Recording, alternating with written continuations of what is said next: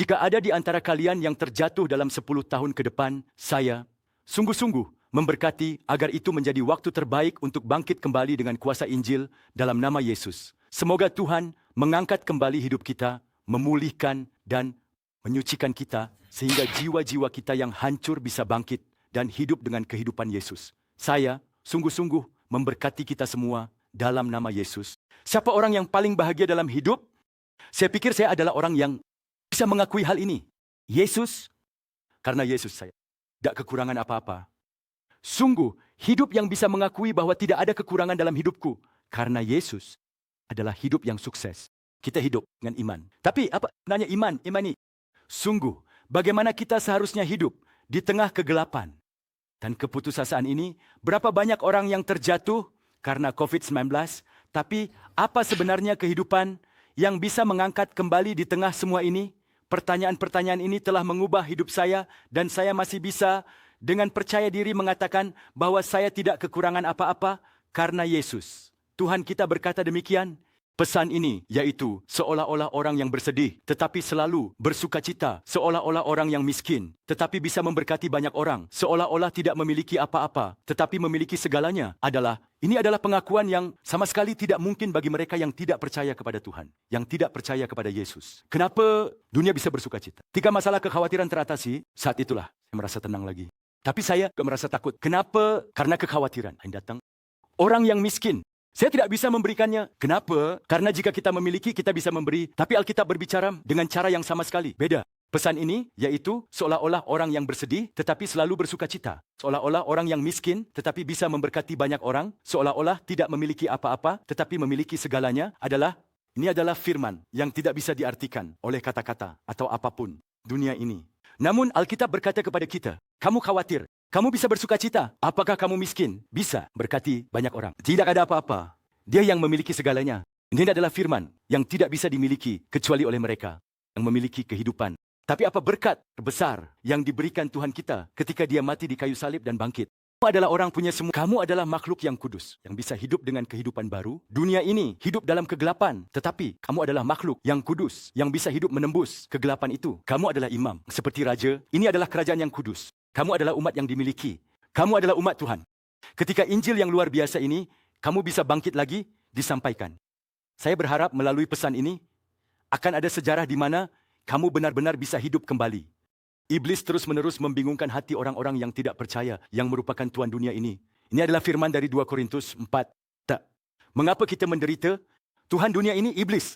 Berikan apa kepada hati kita yang tidak percaya? Memberikan ilusi, berikan keputusasaan, mencuri harapan, dan apa yang dia berikan. Dia memberikan gelapan di antara kita. Kamu hidup seperti ini, kamu akan mati. Kamu hidup seperti ini, maka hidupmu akan bangkrut. Tapi Tuhan kita berkata, tidak. Dengan aku bersamamu, kamu bisa bangkit lagi. Injil luar biasa. Ini memulihkan esensi kehidupan. Karena Yesus, terima 4 pertanyaan dan pesan ini. Karena Yesus, kita puas. Ini adalah pengakuan yang tak terucap tanpa dilahirkan kembali. Saya memberkati kalian dengan nama Yesus. Semoga ada sejarah pemulihan. Aku merasa puas karena Yesus, karena Tuhan, karena Yesus. Hidup ini tidak kekurangan. Ini adalah pengakuan yang tidak bisa diucapkan tanpa dilahirkan kembali. Sekali lagi, pada saat ini, saya berharap ada sejarah kehidupan yang melimpah di atas hati saudara-saudara tercinta yang mendengarkan pesan ini. Saya dengan tulus memberkati kalian dengan nama Yesus. Semoga ada sejarah pemulihan. Maka, kemampuan untuk hidup kembali dengan benar-benar hanya berdasarkan firman. 4 pertanyaan esensial yang pertama. Saya bertanya kepada kalian. Ini adalah esensi. Apakah kalian percaya kepada Yesus? Coba pikirkan sejenak. Apakah kalian percaya kepada Yesus? Kita sering berkata, miliki iman, ikan iman. Tapi sebenarnya, kita percaya pada apa? Saya percaya kepada Yesus, tapi sepertinya itu bukan jawaban yang tepat untuk pertanyaan yang sebenarnya. Apakah kamu percaya kepada Yesus? Coba pikirkan sejenak di depan pertanyaan itu. Saya telah mengajukan pertanyaan ini pada ribuan orang, banyak orang mengucapkan pengakuan seperti ini. Saya ingin pergi ke surga. Tentu saja, itu benar. Kita percaya kepada Yesus untuk pergi ke surga. Tentu saja, itu benar. Karena Yesus, saya berusaha untuk hidup dengan baik di dunia ini. Ada yang tidak ingin pergi ke neraka. Tentu saja, itu semua benar. Karena Yesus, mari kita hidup dengan berkelimpahan. Karena Yesus, kita benar-benar bisa pergi ke surga. Dan karena Yesus, kita bisa mengatasi dunia yang gelap ini dengan berlimpah. Tentu saja, itu benar. Apa yang kalian maksud? Apakah kita akan percaya kepada Yesus? Mengapa kita percaya kepada Yesus? Yesus adalah Tuhan. Secara tepat, Yesus adalah anak Allah. Tuhan. Ini adalah ulangan. Mengapa Anda percaya kepada Yesus? Yesus adalah Tuhan. Bukankah itu menakjubkan? Yesus yang datang dalam tubuh. Yesus yang datang ke dunia sesuai dengan Alkitab. Yesus yang datang sesuai dengan janji. Yesus yang datang sesuai dengan hukum. Siapa dia? Dia adalah Tuhan. Ini adalah awal dari iman. Mengapa Anda percaya kepada Yesus? Kita harus dengan berani meneriakkan di depan pertanyaan ini. Yesus, meskipun dia datang dalam tubuh. Siapa Yesus itu? Dia adalah Tuhan. Jika dipikir-pikir, dia adalah anak Allah. Tuhan yang adalah firman, pertanyaan. Apakah Anda tahu besar pertanyaan dalam hidup kita? Mengapa percaya kepada Yesus? Untuk pergi ke surga? Tidak. Karena Yesus adalah Tuhan, karena dia adalah anak Allah. Apa yang dia berikan kepada kita, memberikan surga, karena Yesus adalah Tuhan. Apa yang dia berikan kepada kita, dia juga memberikan kelimpahan. Karena Yesus adalah Tuhan menciptakan langit dan bumi. Apa yang dia berikan kepada kita? Memberikan penghiburan, kemampuan luar biasa yang membuat kita melupakan yang tidak ada. Karena Yesus adalah Tuhan. Apakah Anda percaya kepada Yesus? Di depan pertanyaan ini, kita harus dengan berani mengakui diri kita, Yesus adalah Tuhan. Bukankah itu mengejutkan? Saya terkejut. Yesus adalah Tuhan 2000 tahun yang lalu. Yesus datang dalam tubuh. Mengapa Yesus mati? Mengapa dia disalibkan? Itu bukan hal lain. Yesus adalah Tuhan. Aku adalah Tuhan. Aku adalah satu dengan Tuhan. Aku satu dengan Bapa Tuhan. Aku adalah Tuhan. Bagaimana kamu bisa menjadi Tuhan? Tukang kayu Yesus. Jadi bagaimana caranya? Seharusnya dia mati dilempari batu. Mau mati dengan cara apa? Menurut Alkitab, Yesus disalibkan di kayu. Dengan mati. Kayu salib sesuai dengan Alkitab. Sebenarnya, siapa Yesus yang telah memenuhi inti dari penebusan kita? Yesus adalah Tuhan. Pertanyaan ini adalah pertanyaan yang sangat-sangat penting. Saya bertanya, apa pertanyaan terpenting dalam hidup saya? Ketika saya mengatakan itu, saya menyadari bahwa Yesus adalah Tuhan dalam hidup saya. Siapa Yesus? Menciptakan dunia dengan firman. Dia adalah Tuhan. Dia adalah Tuhan yang menciptakan segala sesuatu di awal, yang menciptakan langit dan bumi. Yang adalah firman yang menciptakan dunia di tempat yang gelap ini. Ini adalah Yohanes 1. Pada awalnya ada firman. Firman ini ada bersama Tuhan. Jadi, apa artinya? Firman ini, dia adalah Tuhan. Ini sangat mengejutkan. Yohanes adalah murid terdekat Yesus. Murid yang paling dikasihi, Yohanes, selama 3 tahun bersama-sama, merasakan mukjizat, dan selama 3 tahun bersama. Yesus, bagaimana dia menggambarkan Yesus? Yohanes, itu 1, dia adalah firman. Itu adalah firman Tuhan yang menciptakan langit dan bumi. Lalu, apa yang menciptakan langit dan bumi? Firman itu. Apa sebenarnya firman itu? Dia adalah Yesus yang ada di dalam diri kita. Yesus itu ada di dalam diri kita. Dengan apa? Dengan Tuhan. Jadi nenek moyang, iman kita, Abraham, dengan tepat menggambarkan konsep Tuhan. Seperti ini. Kalian tahu Tuhan yang aku percaya itu seperti apa? Kalian harus memiliki pemahaman yang tepat tentang Tuhan kita. Tapi nenek moyang iman, Abraham berkata seperti ini. Siapa yang membangkitkan orang mati dan menghidupkan? Yang tidak ada, dia adalah Tuhan. Yang tidak ada, dia membangkitkan orang mati. Jadi ketika diminta untuk mengorbankan Ishak, bisa melakukannya. Kenapa? Iman Abraham adalah tentang Tuhan yang aku percayai. Tuhan yang aku alami. Tuhan yang nyata bagiku. Seperti apa? Dia adalah yang bisa membangkitkan kehidupan yang mati. Ini dipahami dengan tepat. Bukan sebagai konsep, tetapi dalam kenyataan. Itu sebabnya ketika aku percaya dengan sepenuh hati, aku berani mengorbankan Ishak. Kenapa dia bisa mengorbankan? Alasan, mengapa dia bisa mengorbankan Ishak? Putra kesayangannya. Putra yang lahir saat dia berusia 100 tahun. Yang tidak bisa ditukar dengan kehidupan lain, hanya satu. Tuhan akan membangkitkan. Tuhan yang aku percayai adalah yang membangkitkan orang mati. Dan dia itu seperti apa? Dia yang menunjukkan kehidupan di tengah kehidupan yang tidak ada. Kita tidak bisa memiliki kehidupan. Kita adalah kehidupan yang tidak bisa. Tidak mati karena dosa. Itu adalah neraka, kegelapan. Ketika terjebak dalam kesulitan, anak-anak dari kegelapan, tidak. Apa yang Yesus berikan kepada kita ketika dia mati di kayu salib? Dia memberikan kehidupan yang kekal itu, yang membangkitkan orang mati dan membuat yang tidak ada menjadi ada. Siapakah dia? Tuhan yang berbicara di awal. Siapakah Tuhan itu? Dia adalah Yesus Kristus yang ada di dalam diri kita. Ini adalah pertanyaan pertama. Siapakah Yesus? Dia adalah Tuhan. Bukankah itu adalah perkataan yang luar biasa? Yesus adalah Tuhan. Saya sangat terkejut. Ketika saya menerima firman ini, saya selalu tahu tentang firman ini, tapi saya lalu memujinya. Tapi, masuk ke dalam jiwaku. Benar, Yesus yang aku percayai. Apakah aku percaya kepada Yesus? Yesus adalah Tuhan. Dia adalah Tuhan membangkitkan orang mati. Buat tidak ada menjadi ada. Tuhan itu ada di dalam diriku. Pertanyaan pertama, yang bisa menghidupkan kembali kehidupan adalah siapa Yesus? Yesus adalah Tuhan. Dia yang membangkitkan orang mati dan membuat yang tidak ada menjadi ada. Kehidupan kita yang terkutuk di tengah kematian, kita tidak bisa tidak pergi ke neraka selamanya. Seumur hidup terikat. Ini adalah firman dari Ibrani 13:14. terikat umur hidup. Kita adalah jenis yang terikat oleh iblis, hidup dalam kegelapan, jenis daging, jenis yang melihat dengan mata, bangga dengan kehidupan dunia, hanya bisa melihat ujung bumi. Kesuksesan dalam hidup adalah kita percaya kepada Yesus. Kita percaya kepada Yesus sebagai apa? Mari kita mengaku bersama. Yesus adalah Tuhan. Tuhan yang menciptakan langit dan bumi. Tuhan yang membangkitkan orang mati dan membuat yang tidak ada menjadi ada. Dia adalah Tuhan kita. Tuhan yang luar biasa, dan saya memberkati kita semua agar hari ini bisa merasakannya melalui Roh Kudus. Yesus adalah Tuhan. Dia adalah Tuhan yang memberikan kehidupan kepada yang tidak hidup, kehidupan dari yang mati. Dia adalah Tuhan kita. Sekarang pertanyaan kedua. Bagaimana kita bisa mengenali Yesus sebagai Tuhan? Bagaimana kita bisa percaya bahwa Yesus adalah Tuhan? Gereja itu didirikan di atas dasar iman para rasul dan nabi. Jadi, pada siapa kita harus bertanya? Kita harus bertanya pada para murid yang bersama Yesus. Tapi para murid sekarang tidak ada kan? Semua sudah pergi kan? Mereka telah menjadi martir. Jika Petrus ada di sini, acara Bunga Petir TV ini, mari kita berbagi persekutuan bersama. Saya akan bertanya seperti ini. Petrus, bagaimana kamu bisa percaya bahwa Yesus adalah Tuhan? Kenapa jika esensi kita tidak mempercayai Yesus sebagai Tuhan, maka kita yang menyembah berhala?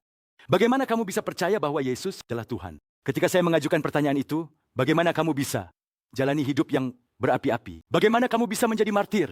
Saya akan mengatakan seperti ini. Petrus ini, jika Petrus dan di sini dia akan berkata seperti ini. Petrus, Rasul Yohanes, banyak murid dan rasul lainnya. Jika kamu berbicara kepada mereka, mereka semua akan mengakui hal yang sama. Dia akan berkata seperti ini. Saya lihat apa itu? Yesus yang dicambuk, disiksa, dan ditinggalkan, yang mati dengan mengerikan di kayu salib. Yesus itu, saya melihat bahwa dia bangkit sesuai dengan nubuat setelah 3 hari. Mereka benar-benar melihatnya. Mereka menyaksikan kebangkitan. Yesus setelah 3 hari, mereka menyadari dengan tepat bahwa Sang Tuhan yang suci itu hidup kembali. Oh, Yesus bangkit sesuai dengan Alkitab. Yesus yang mati itu, sesuai dengan Alkitab, hidup kembali. Dia adalah Tuhanku. Mereka benar-benar menyadari hal itu.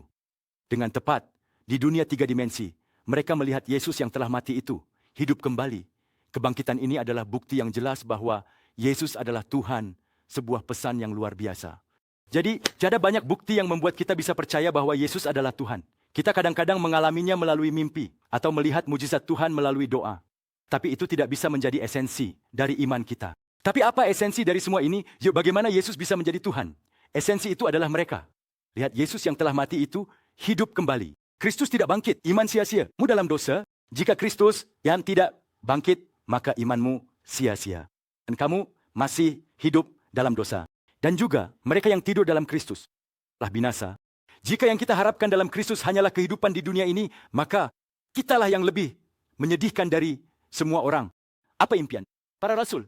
Mereka ingin memberikan kesaksian bahwa Yesus adalah Tuhan, bahwa Dia adalah Tuhan dan Kristus kita. Dengan penuh semangat, mereka harus memberikan kesaksian, tetapi mereka tidak melihatnya hanya dengan perasaan dan emosi. Mereka benar-benar menyaksikan Yesus yang telah mati itu hidup kembali. Mereka melihatnya dengan jelas. Mereka benar-benar melihatnya. Yesus yang telah mati.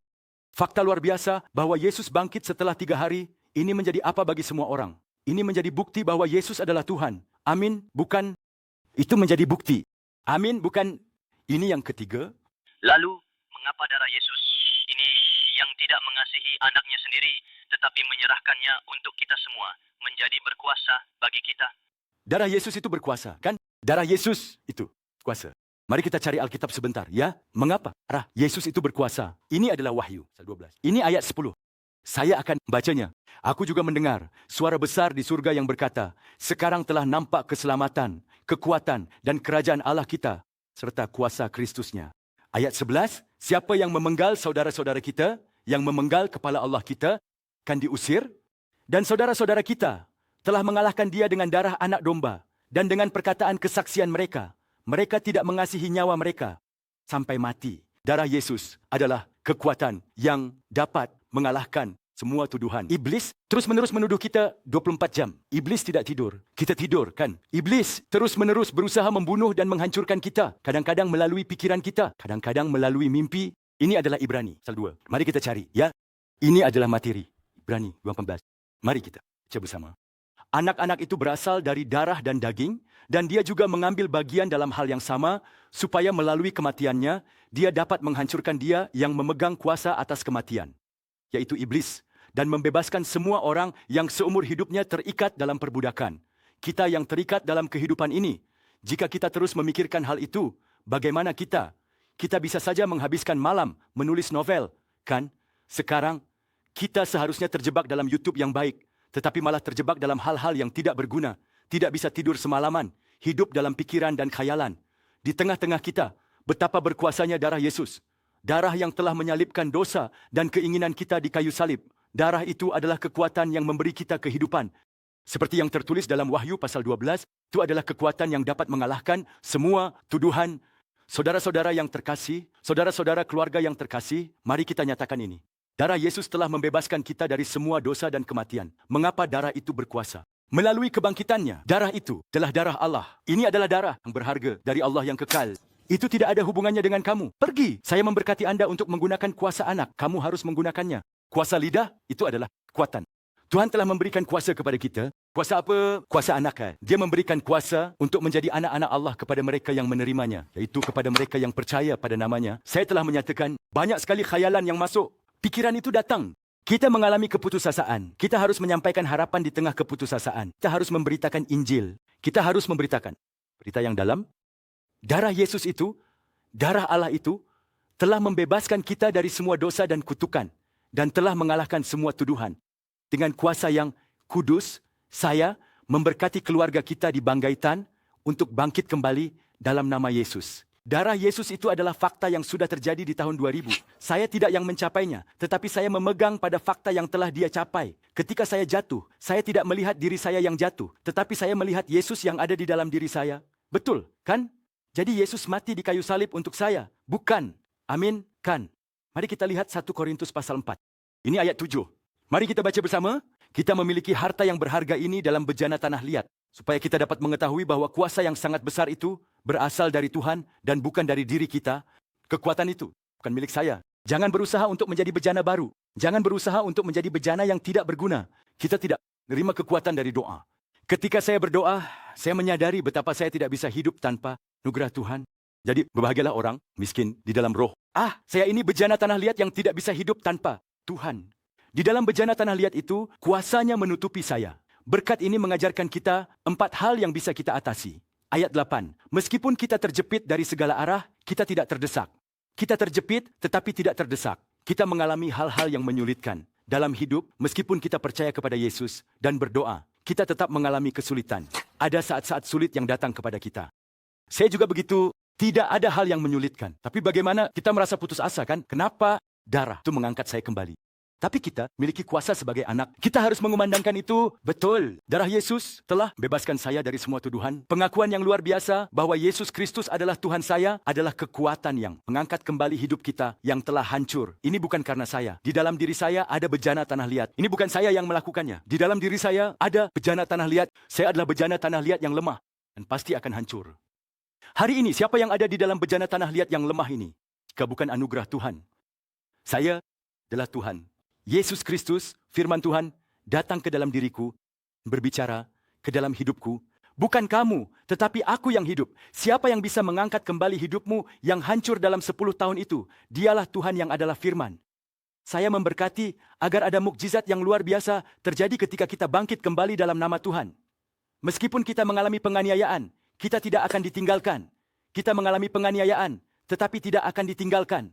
Kenapa? Karena Tuhan ada bersamaku. Meskipun orang-orang meninggalkanku dan mengejekku, Tuhan datang dan mengangkatku, menghiburku dan mengangkatku kembali. Itulah sebabnya Tuhan kita berbicara melalui berkat yang 8. Apakah kamu berduka? Apakah ada keputusasaan? Lihatlah aku, percayalah kepada Yesus yang menghiburmu. Saat itu, apa yang kamu lihat, apa yang kamu alami, kamu akan mengalami penghiburan. Penghiburan dari Tuhan. Selama saya melayani, saya telah banyak menangis. Melayani itu tidak mudah. Saya bukan orang yang buruk. Saya tidak memiliki sifat yang buruk. Iya, benar. Saya tidak bisa melakukan ini. Saya mendengar banyak suara. Wah, itu membuat saya merasa terhina. Tapi yang saya lakukan dengan baik saat itu adalah saya bersujud, marak, saya berlutut. Tahukah kamu apa yang Tuhan berikan kepada orang yang berduka? Dia menghiburku. Meskipun orang-orang tidak mengenalku. Meskipun mereka meninggalkanku. Meskipun mereka melihat penampilanku dan bukan nilainya. Yesus yang mati di kayu salib dan bangkit untukku, datang ke dalam diriku dan mengangkatku. Bangkitlah lagi. Aku adalah Tuhan dalam hidupmu. Bangkitlah lagi. Aku adalah Tuhan dalam hidupmu. Itu bukan kamu yang melakukannya. Jadi itu sebabnya ada kesedihan. Apa rahasia dari berkat yang 8? Berbahagialah orang yang miskin di dalam roh. Oh, jadi aku tidak hidup dengan kekuatanku sendiri. Hari ini aku adalah bejana tanah liat yang terbuat dari besi. Siapa yang tinggal di dalam bejana ini? Yesus yang bangkit, Yesus yang adalah firman. Yesus yang mengenakan pakaian yang dicuci dengan darah. Hidup itu mengangkat kembali hati kita yang hancur. Keluarga Bangga Bunga yang terkasih, mari kita bangkit kembali dalam nama Yesus. Jangan lihat dirimu yang menyedihkan, tetapi lihatlah Yesus yang mati di kayu salib dan bangkit. Saya memberkati agar ada mukjizat kebangkitan terjadi. Saat keluar, Petrus mengaku di pesawat yang sedang duduk, aku menyatakannya, aku tidak memiliki emas atau perak. Dia akan memberikan berkat terbesar untukmu. Bangkitlah dalam nama Yesus. Bangkitlah dalam nama Yesus. Nama Yesus adalah kekuatan yang mengangkat hati kita yang hancur. Kenapa? Siapakah Yesus? Karena dia adalah Tuhan. Yesus itu siapa? Dia adalah Tuhan. Apa yang menjadi bukti bahwa dia adalah Tuhan? Di seluruh dunia, melalui tanda pasti dari kebangkitan yang telah mematahkan kuasa kematian, dia berbicara kepada kita. Dan bagaimana Tuhan yang bangkit itu bebaskan kita dari semua dosa dan suara kematian kita. Dia dipaku di kayu salib. Dia dipaku penuhnya di kayu salib. Aku dipaku. Aku telah dicuci dengan darah. Kamu adalah milikku. Jadi Tuhan telah berkata, dia yang tidak mengasihi anaknya, tetapi menyerahkannya untuk kita semua, bagaimana mungkin dia tidak memberikan segala sesuatu yang baik, hadiahnya bersama dengan anak itu. Apakah itu haleluya? Saya menerima iman ini agar komunitas kita, keluarga kita, dapat bangkit lagi dalam nama Yesus. Bagi mereka yang ada di dalam Yesus, tidak ada penghukuman. Kenapa? Karena Yesus telah menyelesaikannya dengan darahnya, dengan kayu salib itu. Siapa dia? Melalui kebangkitannya, dia adalah firman Tuhan yang menciptakan langit dan bumi, firman yang menghidupkan saya. Siapa firman itu? Dia adalah Kristus yang ada di dalam kita. Semoga kehidupan itu menjadi kekuatan yang mengangkat hati kalian, yang hancur, hati kita kembali bangkit. Dalam nama Yesus, saya dengan tulus memberkati kalian. Ini adalah pertanyaan keempat. Lalu bagaimana kita bisa diselamatkan? Apa itu? Selamatan, kehidupan, dan kematian. Dalam seluruh hidup kita, bukankah itu adalah kekuatan untuk menang? Keselamatan adalah orang yang menang. Jadi, apa inti dari kitab Wahyu? Menanglah, menanglah, menanglah. Dengan apa kita bisa menang? Yesus sudah menang. Yesus adalah Raja di atas segala raja yang telah mematahkan kuasa kematian Bapa di segala bangsa. Dia adalah Tuhan yang layak menerima pujian sejati. Dia menang. Dia sedang berbicara. Jadi bagaimana kita menerima keselamatan? Sebenarnya, bagaimana kita bisa diselamatkan? Bagaimana kalian menerima keselamatan? Apakah banyak berdoa bisa membuat kita diselamatkan? Tentu saja. Kita akan mengalami keselamatan melalui doa. Kita akan mengalami keselamatan melalui firman. Kita akan mengalami keselamatan. Kerjaan Tuhan melalui masyarakat kita. Itu bukan esensinya. Apa esensinya? Jadi ini adalah pertanyaan terakhir. Bagaimana kita bisa menerima keselamatan? Dengan kata lain, bagaimana kita bisa menerima kehidupan Yesus? Bagaimana aku bisa hidup dengan kehidupan yang sejati? Bagaimana aku bisa menjalani hidup di mana Kristus yang menguasai diriku, bukan diriku sendiri? Apa? Awalnya, pengakuan. Apa pengakuan itu? Mari kita cari tahu. Pesan ini sangat penting. Jadi saya harap komunitas kita, keluarga tercinta kita, bisa mencarinya. Ini adalah Roma 10. Pesan ini sangat-sangat penting. Mari kita baca bersama. Mulai, jika kamu mengaku Yesus dengan mulutmu dan percaya di dalam hatimu bahwa Tuhan telah membangkitkan dia dari antara orang mati, maka kamu akan diselamatkan. Ini adalah pertanyaan terakhir tentang bagaimana esensi hidup bisa berubah. Bagaimana kita bisa hidup dengan kehidupan baru yang benar-benar dilahirkan kembali. Bagaimana kita bisa diselamatkan? Siapa pemilik hidupmu? Aku adalah pemilikmu. Dari hidup yang dikuasai oleh dosa, kita beralih kepada Tuhan. Apa berkat terbesar yang diberikan kepada kita melalui kematian Yesus di kayu salib dan kebangkitannya? Oh, Engkau adalah Tuhanku. Engkau adalah Tuhanku. Yesus yang mati dan hidup itu. Seperti apa? Engkaulah Tuhanku. Ketika kuasanya yang menguasai ini dipulihkan, iblis tidak bisa dikalahkan. Sejak saat itu apa yang terjadi? Persatuan antara aku dan Tuhan. Jadi begitu saja. Aku percaya bahwa kuasa persatuan itu bukanlah hal lain, melainkan Yesus, Tuhanku. Sungguh, fakta bahwa Yesus yang mati dan bangkit adalah Tuhanku, bukanlah sekadar pengetahuan, tetapi benar-benar dialami dan diyakini dalam kedalaman jiwaku. Oh, aku tidak hidup, tetapi Yesus yang ada di dalam diriku yang hidup. Melalui iman yang luar biasa ini, aku ingin menjadi orang kudus yang menaklukkan dan menguasai dunia. Aku memberkati kalian dalam nama Yesus. Keempat pertanyaan ini telah menjadi kekuatan yang membuatku hidup hingga hari ini. Pertanyaan-pertanyaan ini membuatku hidup dengan penuh semangat. Pertanyaan-pertanyaan ini memiliki kekuatan untuk mengubah arah hidupku. Pertama, Yesus adalah Tuhan. Yesus yang aku percayai adalah Tuhan yang menciptakan dunia. Bagaimana aku bisa percaya kepada Tuhan itu? Oh, Dia telah bangkit. Yesus telah mengalahkan kuasa kematian, mati sesuai dengan firman, dan bangkit sesuai dengan firman. Yesus yang bangkit itu adalah Tuhanku. Peristiwa terbesar yang diberikan oleh Yesus yang bangkit kepada kita adalah darah yang tercurah di kayu salib, yang memiliki kuasa untuk mengalahkan semua tuduhan. Lalu, bagaimana kita bisa diselamatkan? Oh, jadi menerima Yesus sebagai Tuhanku. Saat ini adalah persatuan yang sejati. Ada pengakuan, ingin didengar Tuhan. Aku ini, apa bagimu? Yesus, engkau adalah anak Allah. Tuhanku, tahukah kamu pengakuan apa yang ingin didengar Yesus? Meletakkan hidupku yang aku kuasai dan menerima Yesus sebagai Tuhanku di dalam hatiku. Ini adalah ayat dari Roma 9. Mari kita baca bersama-sama. Jika aku mengaku Yesus dengan mulutku, aku mengaku Dia sebagai apa? Saya memberikannya kepada Anda, itulah engkau adalah Tuhanku. Dan aku percaya di dalam hatiku bahwa Tuhan telah membangkitkan Dia dari antara orang mati. Ketika Dia mati, Dia menyalibkan diriku yang lama, diriku yang hidup dalam agama yang berbelit-belit.